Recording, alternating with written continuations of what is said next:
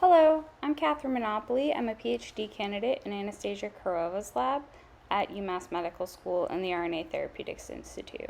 I'm also co-advised by Dmitry Korkin in the Bioinformatics Department at WPI. In this poster, I present some techniques we have developed to overcome challenges in small interfering RNA efficacy model prediction development. The limited size and high noise in siRNA data sets make it difficult to train high-performing machine learning models. But here we present a novel data-driven threshold classification method that allows us to apply powerful machine learning methods to these small data sets. siRNAs potently silence their target genes when loaded into the RISC complex in cells by binding to their target mRNAs through complementary base pairing, which leads to cleavage and later degradation of the target mRNA. To be used as therapeutics, siRNAs must be chemically modified. These chemical modifications modify the siRNA gene silencing mechanism such that the existing algorithms for efficient non-modified siRNAs are not accurate when applied to therapeutic modified siRNAs. Here we utilize a dataset of 356 siRNA sequences and their experimentally determined gene knockdown efficacies, each plotted here from most to least efficient. The error bars depict the standard deviation of 3 independent experiments and show the large amount of noise inherent to these data. A large number of siRNAs show moderate efficacy and are highlighted by the orange box.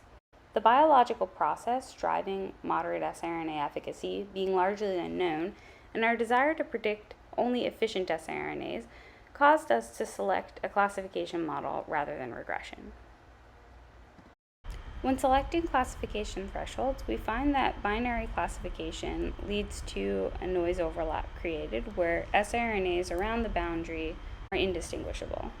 By performing trichotomous classification through adding an additional classification threshold, we eliminate this noise overlap.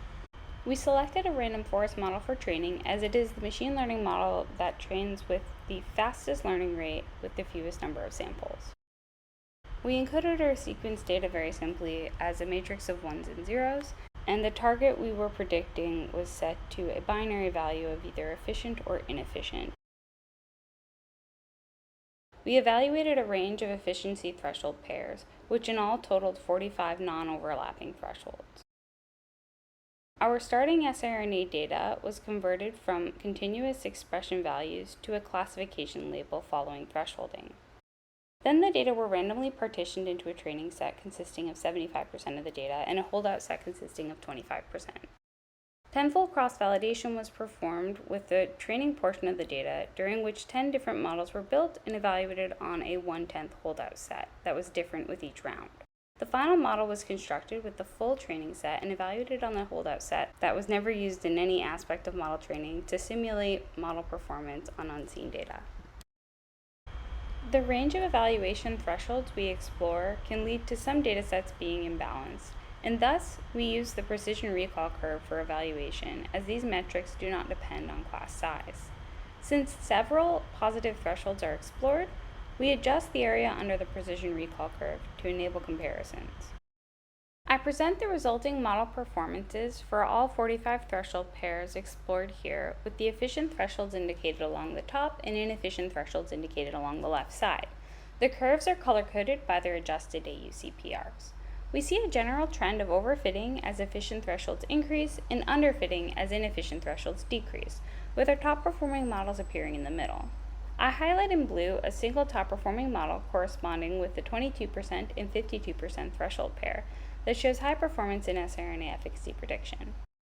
I extracted the feature importances from the selected top-performing model and plot them here as a matrix of base preferences in the RISC target mRNA site.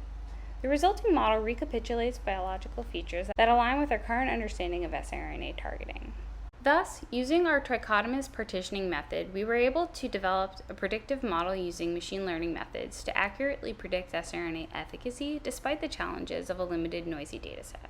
Thank you all for listening. If you would like to learn more, I'm also presenting a talk in the iRNA Cozy on Tuesday at 3 p.m. And we recently submitted a manuscript to NAR that goes into greater detail, so hopefully you can look forward to reading about that in the future.